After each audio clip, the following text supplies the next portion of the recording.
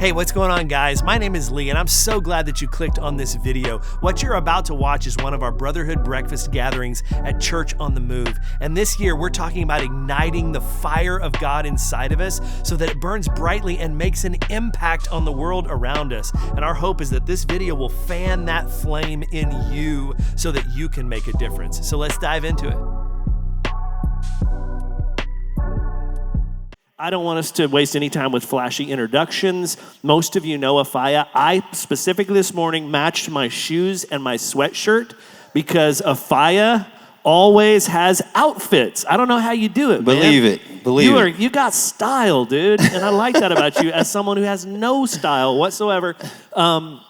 Afaya serves in small groups and outreach here, but he's worn a ton of hats around here. Most of you know him, but I don't know if you really know him. And that's what we want to talk about today. It's not because you held anything back. You're just nonchalant. Yeah, you're smooth. You're quiet. Like I was talking to him, I was like, Afaya walks slow, and that makes me jealous. Like somehow he's just cool all the time. I don't know how he does that. But I was thinking, I've gotten to work with you from day one. When I hit the ground, you and I were working together, and it's been a joy. You are a dear friend, and I love you. And do any of you remember the flu game with Jordan when he played for the Bulls, and he had the flu, right? Remember, let's see that picture, Michael, of yeah, he's like hitting threes and then collapsing into Pippen's arms. A couple of years ago, I was on the schedule to preach for the weekend, and I got sick. And I got a text from Ifeanyi Bellamy, and he was like, brother, sometimes you just got to push through it. You just got to do it when you're sick. And so I showed this picture that weekend. Let's go to that next one, Michael. Just Afeanyi, just getting me through it, just leaning on him. I was able to preach that weekend. Many were saved because of you. You and I have had a lot of fun together. We have. I'm glad I can inspire you. You do. You always inspire me. And like Afeanyi, because you've been in so many seats around here, you've impacted so many people's lives, and I'm just excited for the men of Brotherhood to kind of hear more of your story, what God's done in your life, what he's doing in your life. But I think the first question is, despite all these incredible ministry roles that you've had, how many COTM flag football and basketball championships do you have? Yes. Some of you in the room, I've got two. Two flag two football, each, two right? basketball, so I got 4. We need to hang your jersey in here, I think.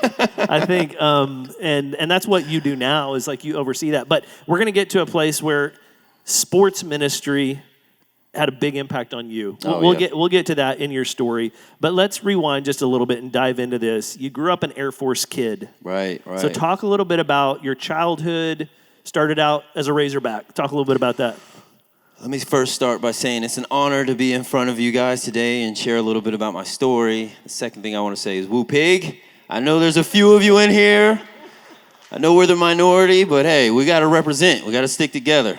Yeah, man, so I didn't start off on an Air Force base. My dad would join the military when I was young. Then so we moved on to Acre Air Force Base in Arkansas. And it was a really good experience just to be in that environment. The respect, I think I learned a lot of discipline, to be honest with you. Even a knack for like adapting to the environment that I'm in, because we moved around a lot, all those things. You're always the new kid. You always got to make friends. And that became normal for me, so it was easy for me. I could stay cool in like tense situations, right? Under pressure, I can remain calm just because this is how I was raised. And so some of the great attributes from my dad, the characteristics. And for you young people, discipline, just showing up, being consistent, that'll help you in life most of the time, because some people are, just kind of flaky. So you want to be intentional about just showing up. And so that was one of the things that I learned from my dad. I would say this too. We had an unspoken rule in our family. You guys probably heard it. What happens in Vegas stays in Vegas, right? It was kind of like what happens in this house stays in this house. So advantages of that, there are some, but there are also some disadvantages of that. And so when things would happen in our lives, we wouldn't sit down and have, father-son talk, or then get to hear about the birds and the bees, or I didn't even get driving lessons from my dad, just things like that, because very busy, always getting deployed from time to time. So he'd be gone several months out of the year. So my siblings kind of raised me. Talk about that. Like, you were part of a pretty good-sized family. Yeah, so 5 siblings. There's 6 of us. And let me do this for you. Let me help you understand a little bit about us. So there's 6. My oldest brother, his name is Etienne. We all got names, so I'm going to go through these names with you. The next one is Fana, it just means love in African. Then Emeka, God did many wonders. Then me, I got the best. All things are possible. And then Kezia, which is a spice. And then Shalom, which is peace. But my parents' names are Barbara and Welton Bellamy. We're from Arkansas. So there you go. There's a little bit about my family. So one thing that we never want to do at Brotherhood is, any of us, we don't want to blame our dads for problems in our lives, because that's a waste of time. But the reality is, there were some really, really good things that you got from the discipline and the structure that your dad provided, and he did provide for your family. You know, he cared for your family. Absolutely. But there were some things that you didn't get from him. You talked about you never really had meaningful conversations. You never, you guys were in church. Talk a little bit about that, but it wasn't something that was, your mom kind of was more the spiritual leader. Yeah. Just talk a little bit about your relationship with your dad and kind of how church was a part of you guys' lives as when you were young. Yeah, so grew up in church my entire life. My grandfather had a church, pastored that church for many years. When he passed, my uncle took it over. I remember a time when my brother, or he tells this story, where he was in the back pews, kind of acting up in church, and my grandfather is preaching. And while he's preaching, he walks off stage, goes to that back row, grabs my brother, spanks him in the middle of service, walks back up, and continues preaching. That's kind of the church background I come from. So keep it down in the back, okay? Right. I got my belt. It's a different time. Yeah, definitely a different time. It was more of like a charismatic Baptist type background. So a lot of my childhood was sitting in the back row watching for people to get hit with the Holy Spirit, the dancing sessions and all of those things. Yeah. That was my life. Yeah, and so you got introduced to Jesus at an early age. Yeah. But like I said, there were some things, and we'll get into this in a second, that you learned from your family of origin that you brought with you into your marriage and into your parenting. Yeah. But before we get to that, I just want to jump forward for just a second, a little rabbit trail. You had a really meaningful conversation with your dad when he was in his 60s, and you were already a dad, and it gave you insight into your childhood. Talk a little bit about that conversation and why it was so meaningful to you. Yeah, man. We flew my family out. I've got 4 kids, married, 4 kids. We flew out to visit my dad. This is when he had retired, bought a nice house in Spokane, Washington, kind of their dream house. So we got out there to visit, and I'm looking through some old pictures that I had never seen before that my mom had laid out. And I see this picture of this man, and I'm like, Dad, who is this? And he was like, oh, that's your grandfather. And I make a comment like, oh, man, I wish I would have got to meet him or something like that. And his response was like, no, you would have never met him. And then I realized, oh, there's some deep hurt here. Yeah. And he began to tell me about his upbringing. Now, I'd never heard any of this before. My dad was a very quiet individual, didn't share a whole lot of his past life or even experiences in the military for that matter. But for this particular day, he was just sharing how he grew up in a household. There's 5 of them. He's the oldest. His dad would come home drunk many of nights, very aggressive, all the things that come with that lifestyle. And so at the age of 12, his dad left. And so now he's got to be the man of the house for his 4 younger siblings.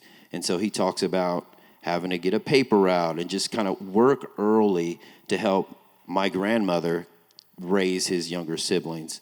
So he missed a lot of childhood experiences that I got to get, right? As well as he missed that model. Who modeled being a dad to him? Right. And so for me, it was like an enlightening moment where I was like, wow, all the animosity or all of the things that I had been holding on to, feeling like I was neglected, my experience from him was far exceeds what he experienced. And so I think the message is each generation should get better. And he demonstrated that for me. And I'm just standing on his shoulders now, trying to improve on. And my kids, I got a son in here now. You're going to be messed up. I'm not perfect. There's some brokenness in me. You're going to need Jesus. But at the end of the day, it should continue to get better. Yeah. That's good for us to remember. I'm not saying that the ways that your dad maybe hurt you, and some of you in this room, your dad abandoned you or he was abusive to you. I'm not saying there's an excuse for that. But I think it's good for us to remember that sometimes our dads are doing the best they can because they don't know how to do it either. And our job, and I've seen this in Ifeanyi's story, like from a drunk dad who walked away to his father who didn't get it all right but was present, loved his family, gave you a childhood, to now you, the dad you are to your kids, is incredible. You're a phenomenal dad and husband. And Zay, and he's going to be hopefully a better dad than you. Like I hope that for my boys too. And so I just know you said when you saw that, it gave you some freedom, and I think that's cool. Forgiveness. Yeah. Forgiveness is for us, not the person who hurt us. Yeah. And that's one thing I want you guys all to take away if you take anything from this. If you have some bitterness towards someone, and you'll know if we say that person's name and you get those feelings again, it's like, hey, there might be some unforgiveness, and it's important for us to forgive. It really is, because we hold all of that tension, and it impacts our bodies negatively. It impacts us physically, how we see the world. Yeah. And so it's just healthy for us to forgive. It is. I got to keep us moving because there's other things I want us to talk about. You moved around a little bit. You found yourself in North Carolina. At the age of 11, though, your whole family moved to Washington. Right. And that was a culture shock, kind of different culture out there. Mm-hmm. I think with the time that we have, tell the story about the basketball tournament in Washington. Yeah, so I'm about 13, 14 years old. I'm in this basketball tournament. It's a tense game. Let me just fast forward. Real tense game, back and forth. It's for a championship.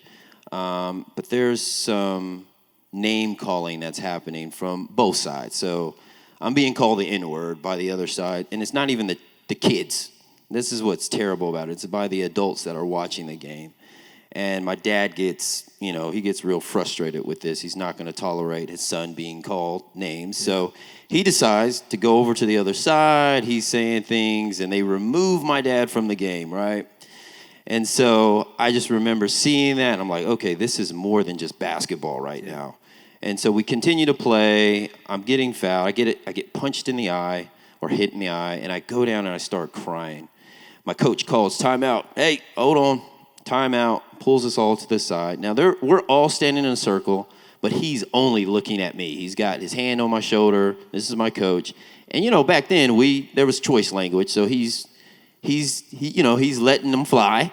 And he looks at me and he says, hey, do not show them weakness. Do not let them know that they're winning. You've got to suck it up. That's the motivation. And so I remember wiping the tears from my eyes and getting back out there on the court, and I try my hardest. Ended up playing a great game, hit the game winner. I'm at the bottom of a dog pile, and I see my dad out in the corner who can't come inside, but he's watching, and he just has this look of approval, like nodding his head. And it was great to win the game, but at the same time, it was probably the worst thing that can happen for me, because there was like a wrinkle in my brain. I learned something that day.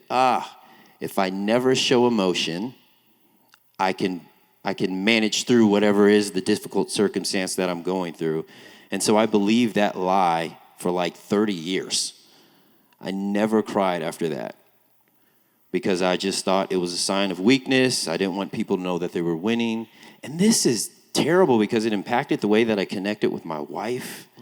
It impacted the way that I raised my kids. Something would happen to them, and it would be like immediately me getting upset. Why are you crying over that? Suck it up, get up.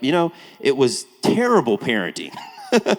And I just had to realize eventually in my life, I came to a point where it was just like, man, this is not healthy. I'm doing the same thing that my dad did, really, in the sense of not really letting them express their emotions, not coaching them and guiding them through what those feelings are. I wasn't allowed to express big emotions, right? Anger or pain or guilt or shame, those things weren't really addressed. Right. And so it's important for us to do that with our kids. But that was the lie that I believed. I believe I could go through anything in life, just don't show the other side that they're winning or they're getting to me. Yeah.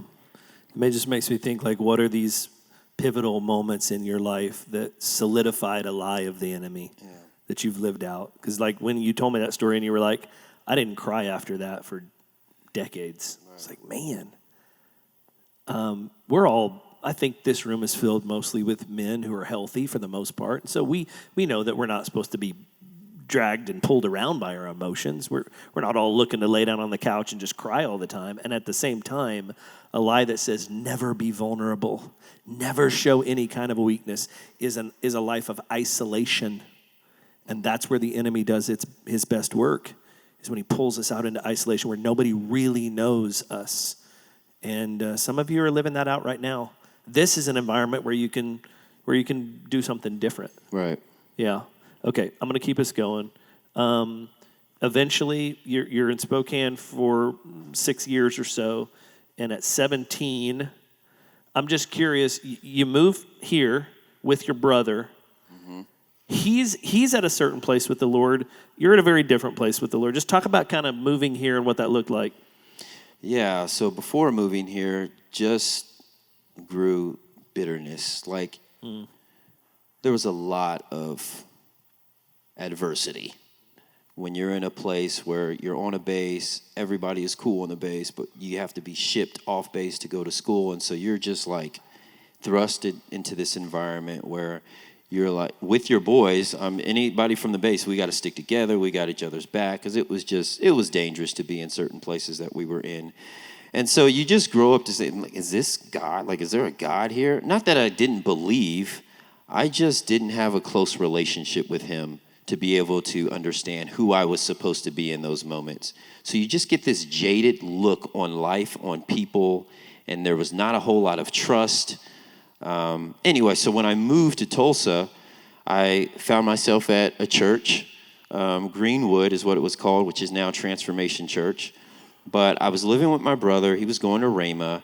And man, this guy was totally different than me. He was praying, speaking in tongues. He was reading his Bible. And I'm like, man, who is this guy, right? This is not the same brother that I grew up with. And so I just noticed that his life was very different from mine. And I allowed him to speak into my life. He really was the first person to really disciple me at an age where I can understand and interpret what was happening. So I was motivated to turn my life around, to be different. Yeah.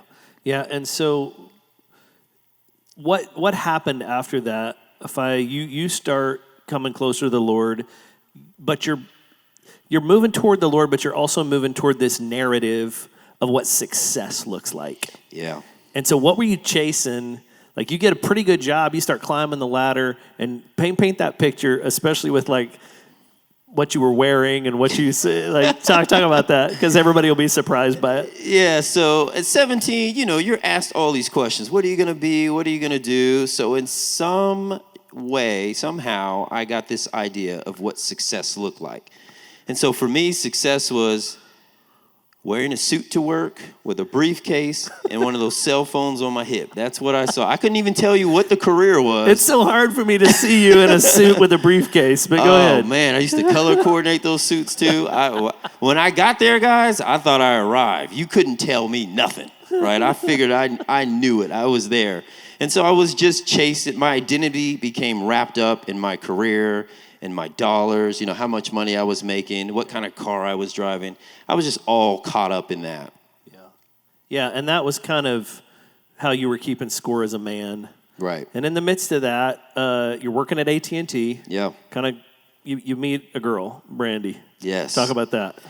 Yeah, so Brandy was my quality analyst, and so Yes, she was. She used to monitor my calls, and I was trying to get good scores. So when I found out who she was, I was like, okay, here we go. And so we started mingling, and from there we developed 4 kids after that. So it all worked out. But I remember taking a phone call at AT&T, and I want you guys, this is what my name does. It puts me in awkward situations. So I want you guys to experience this awkward situation. You mind role-playing for a second? Go for it. All right, go with this. I want you to you're from New York, and so I want you to talk like you're angry, but you're really not angry, okay? Okay. And I want you to just say, after what I say, do you like girls? Okay. All right, so we can't look, because I used to do customer service, right? So I'm taking phone calls. We can't see each other. There's no video. So I literally answer the phone and say, thank you for calling customer service. My name is Ifeanyi. How may I provide you with exceptional service today? And then you say, yo, do you like girls? okay, that's how awkward That's the pretty moment good, was, right? right? You guys feel that, right?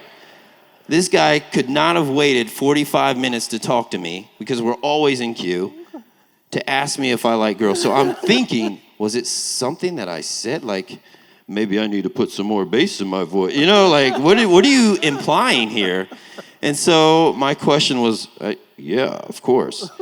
And his response was, now, I don't know if he was trolling, and that's what the young guys say, joking, prank call, I don't know what this is, but he says, with that name, I'm going to pay for you to fly out to New York. We're going to go to a couple of bars, and we're going to kill.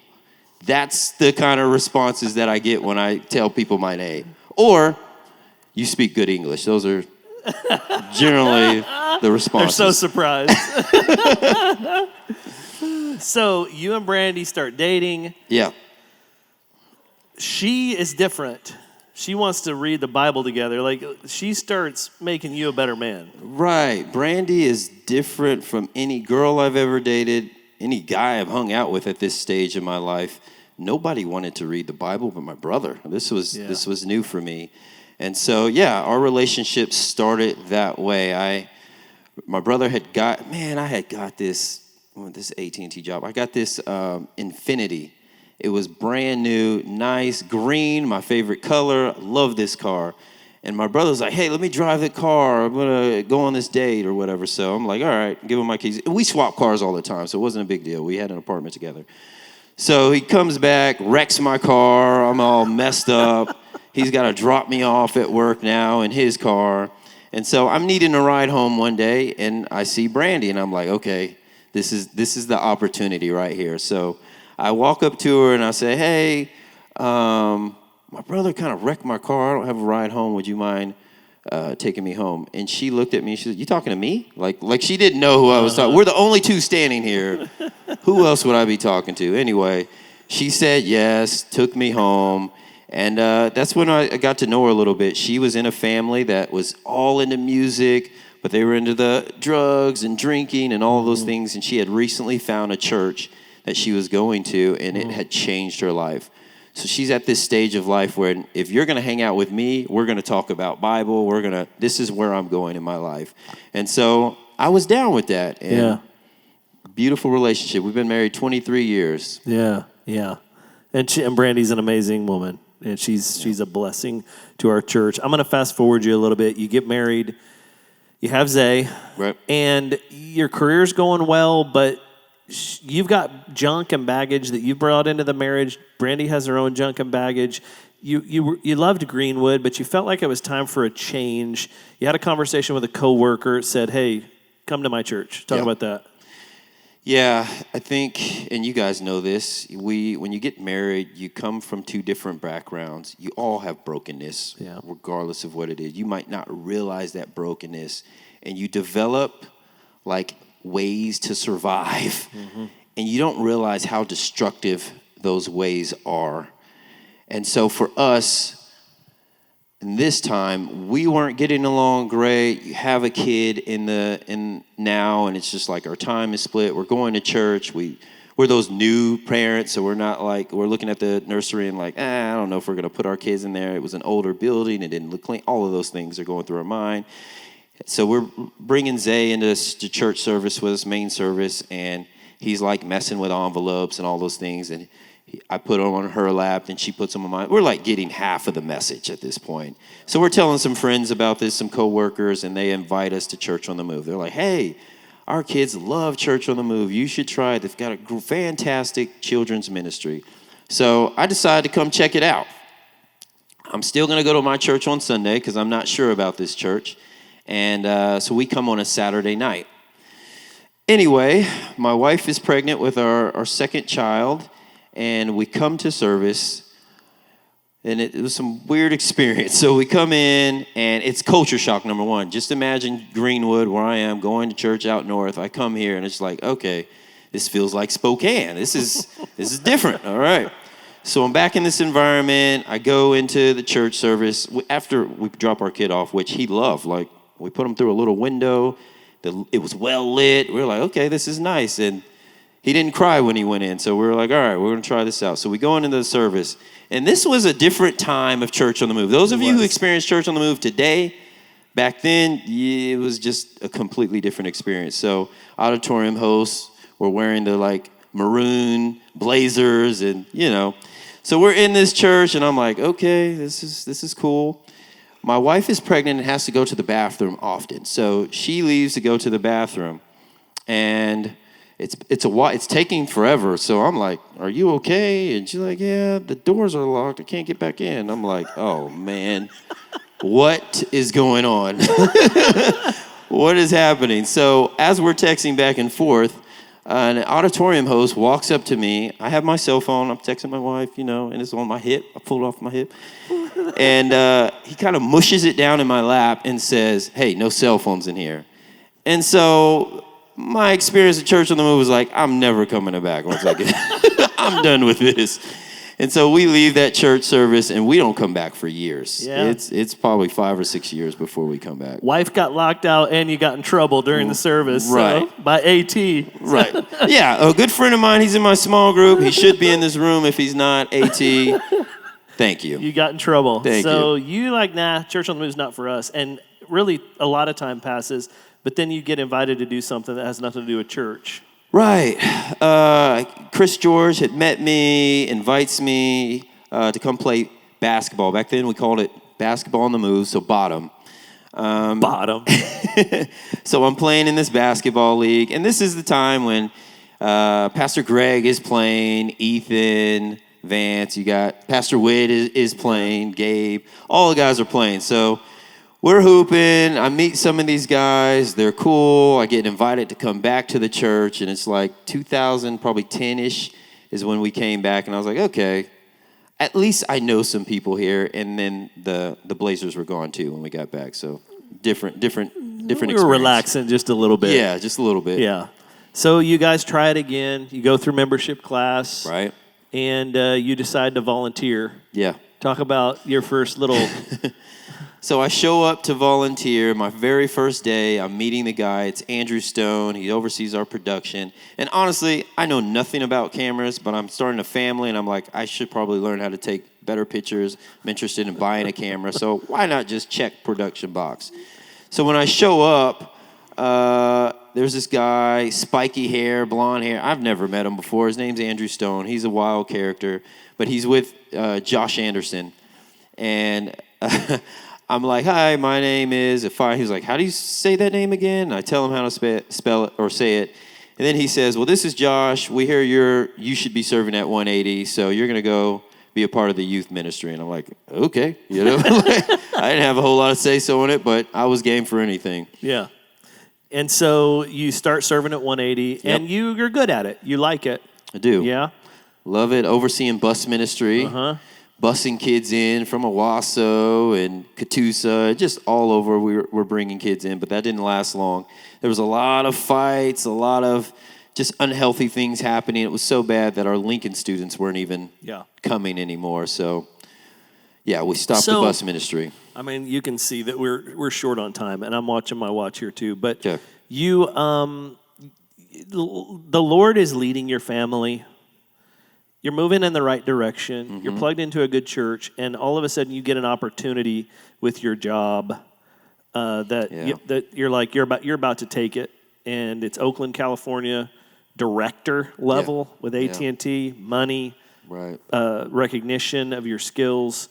And while you're at the final interview in California, you get a call. Talk about that real quick. Yeah, so I'm all set to move. Like, I'm in for this decision. My parents live in Spokane, so this would be closer. And so I get this call while I'm in my hotel room, and it's Gabe George just saying, hey, I'm taking over 180. I don't know if you've heard. There's been a transition in leadership. And basically, I'm building this team. Got to have you on the team. And I'm like, oh, okay, great. I'm not really convinced one way or the other at this point. But when I get off the phone with him, I call my wife, and I just ask her, I just tell her, hey, I got 2 opportunities. Like, we could stay in Tulsa, and there's an opportunity for me to work at Church on the Move, or we can continue with the plan to move to Oakland.